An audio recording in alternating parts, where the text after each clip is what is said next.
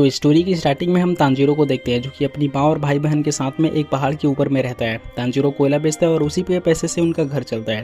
Tanjiro कोयला बेचने के लिए पहाड़ के नीचे सिटी में जाता है क्योंकि नया साल आने वाला था और तांजीरो अपने फैमिली को नए साल में पेट भर के खाना खिलाना चाहता था। तांजीरो एक बहुत अच्छा लड़का है जो कि हर इंसान का हेल्प करता है।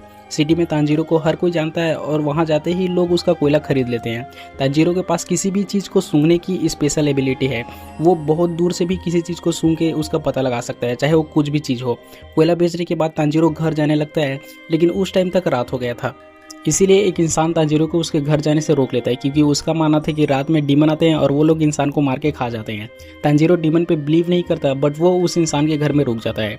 अगले दिन तांजीरो अपने घर जाता है। घर जाने के बाद तांजीरो देखता है कि उसके भाई बहन और उसकी माँ मर गए हैं। तांजीरो को लगता है कि शायद कल रात उसके घर में कोई भालू आया होगा जिसने उसके फैमिली को मार दिया। बट तांजीरो की एक बहन नेजुको अभी भी जिंदा थी, इसीलिए तांजीरो उसे उठा के हॉस्पिटल ले जाने लगता है। बट तभी नेजुको के दांत बड़े हो जाते हैं और वो तांजीरो के ऊपर अटैक कर देती है। नेजुको को देख के तांजीरो को भी अब बिलीव हो जाता है कि डीमंस रियल में होते हैं, लेकिन उसे समझ में नहीं आ रहा होता कि आखिर नेजुको डीमन बन कैसे गई। तभी नेजुको रोने लग जाती है। शायद उसे याद आ रहा था कि तांजीरो उसका भाई है। बट उसी टाइम पे एक इंसान आता है जो कि एक डीमन स्लेयर था। वो नेजुको के ऊपर में अपने शॉट से अटैक करता है, बट तांजीरो नेजुको को बचा लेता है। डीमन स्लेयर तांजीरो से पूछता है कि तुम आखिर इस लड़की को बचा क्यों रहे हो, जिस पे तांजीरो उसे बताता है कि नेजुको कोई डीमन नहीं बल्कि उसकी छोटी बहन है।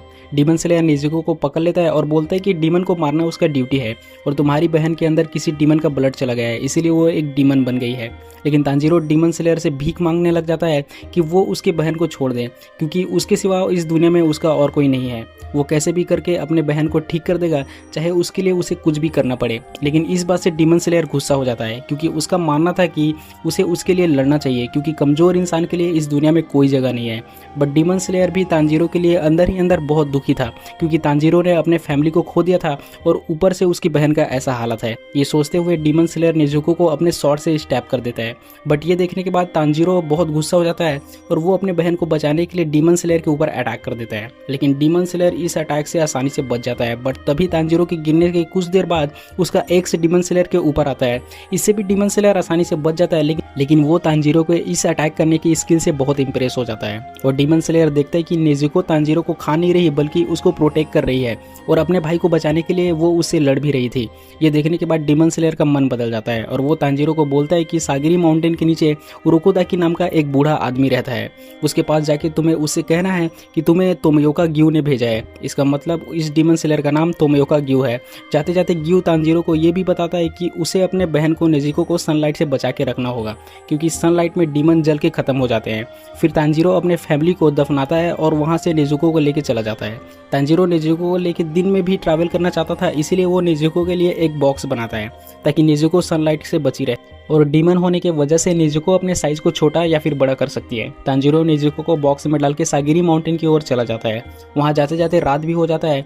रास्ते में जाते जाते तांजीरो को एक घर दिखाई देता है जहाँ से उसे ब्लड का स्मेल आ रहा था, इसीलिए तांजीरो जल्दी से उस घर में जाता है। उस घर के अंदर जाने पर तांजीरो देखता है कि एक डीमन उस घर के सभी लोगों को मार के खा रहा था।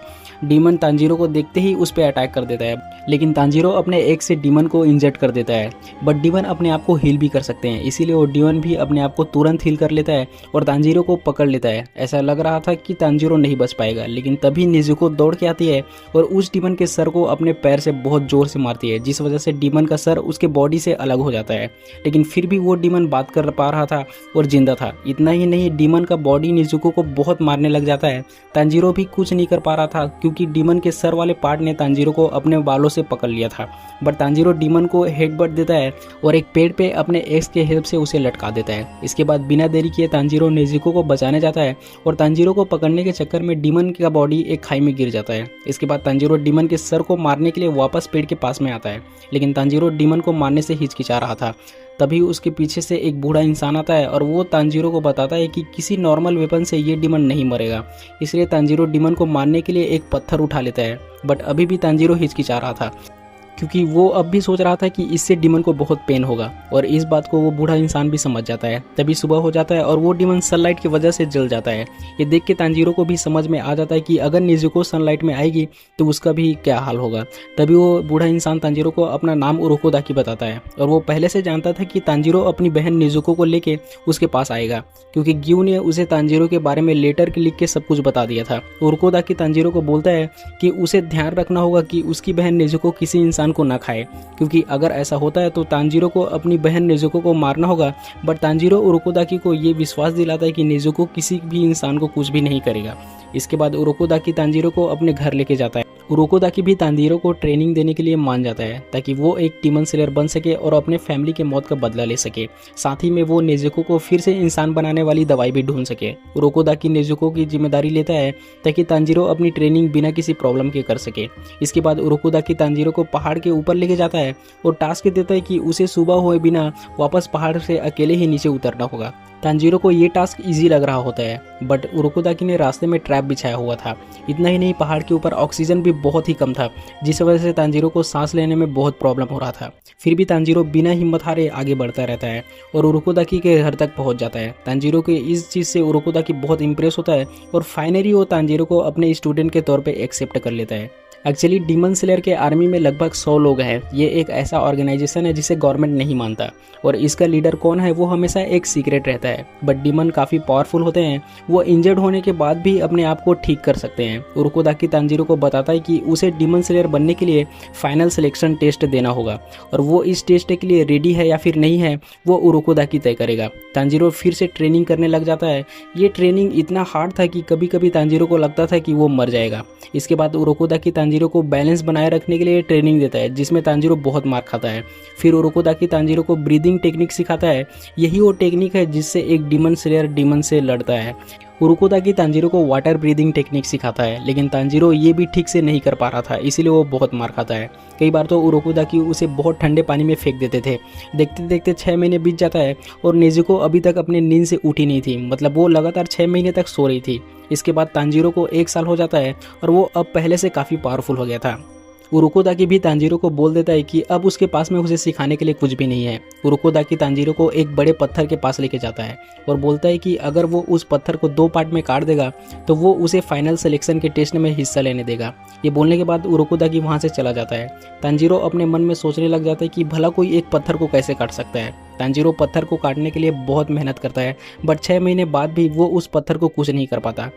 तांजीरो को लगता है कि वो अब भी बहुत कमज़ोर है, इसीलिए वो और भी ज़्यादा ट्रेनिंग करता है, लेकिन वो पत्थर को फिर भी काट नहीं पाता और थोड़ा सा सैड हो जाता है। बट तभी उसके सामने एक साबितो नाम का लड़का आता है और वो तांजीरो से कहता है कि अगर तुम एक मर्द हो तो तुम्हें रोना नहीं चाहिए।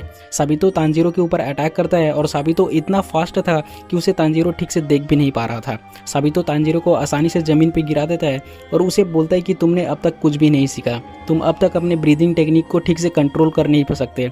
तांजीरो फिर से उठ के साबितो से लड़ता है, लेकिन वो साबितो से हार जाता है और बेहोश हो जाता है। फिर जब तांजीरो उड़ता है तब वो अपने सामने एक छोटी लड़की को देखता है जिसका नाम माकोमो था। माकोमो तांजीरो को उसके मिस्टेक के बारे में बताती है। माकोमो तांजीरो को ये भी बताती है कि यहाँ पे और भी कई सारे बच्चे हैं जो हमेशा उसे देखते रहते हैं। इतना ही नहीं, माकोमो बताती है कि ब्रीदिंग टेक्निक से बॉडी में ऑक्सीजन बढ़ता है और लंग भी पावरफुल होते हैं। इससे ब्लड तेज़ी से बॉडी में बहने लग जाता है और बॉडी को पावर मिलता है और इसके लिए तांजीरो को बहुत मेहनत करना पड़ेगा। माकोमो की बातों को सुन के तांजीरो बहुत मेहनत करने लग जाता है और 6 महीने बाद वो साबितो को लड़ाई के लिए चैलेंज करता है। फिर दोनों एक दूसरे के ऊपर अटैक करते हैं और इस बार तांजीरो साबितो को हरा देता है और हारने के बाद भी साबितो खुश था क्योंकि वो चाहता था कि तांजीरो उससे भी ज़्यादा पावरफुल बने। माकोमो तांजीरो से बोलती है कि अपने ट्रेनिंग को कभी मत भूलना और जीत कर ही वापस आना। ये बोलने के बाद साबितो और माकोमो गायब हो जाते हैं और तांजीरो देखता है कि उसके अटैक की वजह से वो पत्थर कट गया है। इसका मतलब तांजीरो अब सिलेक्शन टेस्ट में जाने के लिए रेडी है। उरोकोदाकी तांजीरो को बोलता है कि वो तांजीरो को फाइनल सिलेक्शन में भेजना नहीं चाहता था क्योंकि वो अब और बच्चों को मरते हुए नहीं देखना चाहता। उरोकोदाकी को लग रहा था कि तांजीरो उस पत्थर को कभी नहीं काट पाएगा, बट उसने ये साबित कर दिया कि वो एक वर्दी इंसान है। इसके बाद उरोकोदाकी तांजीरो के लिए बहुत सारा खाना बनाता है क्योंकि तांजीरो ने अपने ट्रेनिंग को पूरा कर लिया था। उरोकोदाकी तांजीरो से बोलता है कि मैं तुम्हारे लिए इससे ज़्यादा अब कुछ नहीं कर सकता। आज के बाद तुम्हारे लाइफ में बहुत सारे प्रॉब्लम आने वाले हैं, इसके बाद तुम्हारा लाइफ और भी बहुत ज़्यादा कठिन होने वाला है, इसलिए कम से कम आज की रात तुम्हें अच्छे से सोना चाहिए। साथ ही उरोकोदाकी तांजीरो को ये भी बताता है कि डीमन जितने ज़्यादा लोगों को खाते हैं वो उतने ही पावरफुल होते हैं। उरोकोदाकी तांजीरो को एक मास्क देता है ताकि तांजीरो बुरी नज़र से बचा रहे। इसके अगले दिन तांजीरो नेजुको को, जो कि अभी तक नींद में ही थी, उसे बाय बोल के टेस्ट देने के लिए चला जाता है। रास्ते में तांजीरो को बहुत सारे मिस्टीरिया के फ्लावर दिखाई देता है।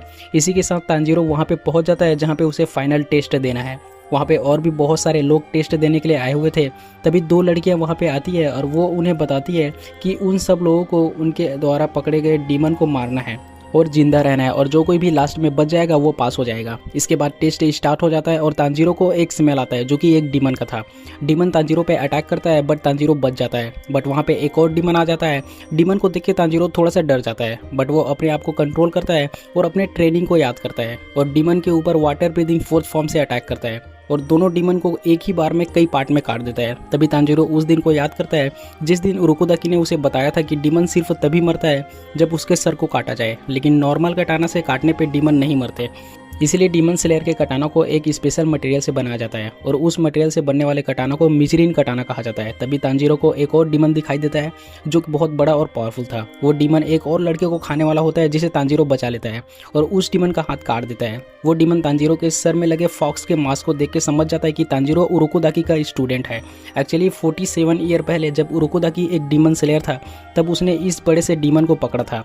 तब से लेकर आज तक ये डीमन यहीं पे फंसा हुआ है और इसीलिए ये डीमन उरोकोदाकी से बदला लेने के लिए अभी तक उसके 13 स्टूडेंट को मार के खा चुका है और इसी ने साबितो और माकोमो को भी मारा था जब वो लोग फाइनल टेस्ट देने आए हुए थे। मतलब ट्रेनिंग के टाइम पे तांजीरो से साबितो और माकोमो के स्पिरिट बात किया करते थे।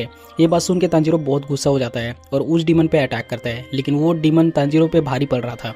बट तभी तांजीरो अपने पूरी ताकत लगा के वाटर ब्रीदिंग फर्स्ट फॉर्म का यूज़ करता है और उस डीमन के सर को काट देता है, जिस वजह से डीमन खत्म हो जाता है और साबितो, माकोमो और जितने भी बच्चे थे जो इस डीमन के द्वारा मरे हुए थे उनकी स्पिरिट फाइनली अब फ्री हो जाता है। इसके बाद तांजीरो और भी डीमन को फेस करता है और उन्हें मारता है। फिर सुबह हो जाता है जिसका मतलब तांजीरो ने ये टेस्ट पास कर लिया है। तांजीरो को छोड़ के सिर्फ 4 लोग और बचते हैं। तभी फिर से वही दोनों लड़कियां वहां पे आती है और वो बचे हुए लोगों को बधाई देते हैं। इसके साथ ही वहां पे बचे हुए लोगों को एक एक क्रो दिया जाता है एज अ पेट, और वो क्रो इंसानों के जैसे बात भी कर सकते थे। बट उनमें से एक लड़के को क्रो की जगह में एक स्पैरो मिलता है। इसके बाद तांजीरो वापस घर जाता है और वो वहाँ पे नेजुको को देखता है जो कि फाइनली 2 साल के बाद में अपने नींद से उठ गई थी। तांजीरो नेजुको को गले लगा के रोने लग जाता है और उरोकोदाकी भी तांजीरो को देख के बहुत खुश होता है। उरोकोदाकी तांजीरो को बताता है कि नेजुको सो के अपने आप को हील करती है, साथ ही में वो इस तरह अपने पावर को भी बढ़ाती है। इसके अगले दिन तांजीरो के पास में हागा नेजुका नाम का एक इंसान आता है जिसने तांजीरो के मिजरीन कटाना को बनाया था और वो तांजीरो को उसका कटाना देने आया हुआ था। मिजरीन कटाना अपने होल्डर के हिसाब से, अपने डीमन सेलर के हिसाब से अपने कलर को बदलता है और जब तांजीरो अपने कटाना को पहली बार हाथ में लेता है तो वो ब्लैक कलर का हो जाता है, जिसे देख के हागा नेजुका बहुत गुस्सा हो जाता है। तभी तांजीरो का क्रो उसके लिए एक मिशन लेके आता है और वो तांजीरो को बोलता है कि उसे एक सिटी में जाना है जहाँ पे लड़कियाँ गायब हो रही है। सो फिलहाल के लिए इतना ही, और इस वीडियो का नेक्स्ट पार्ट में जितना जल्दी हो सके उतना जल्दी अपलोड कर दूंगा।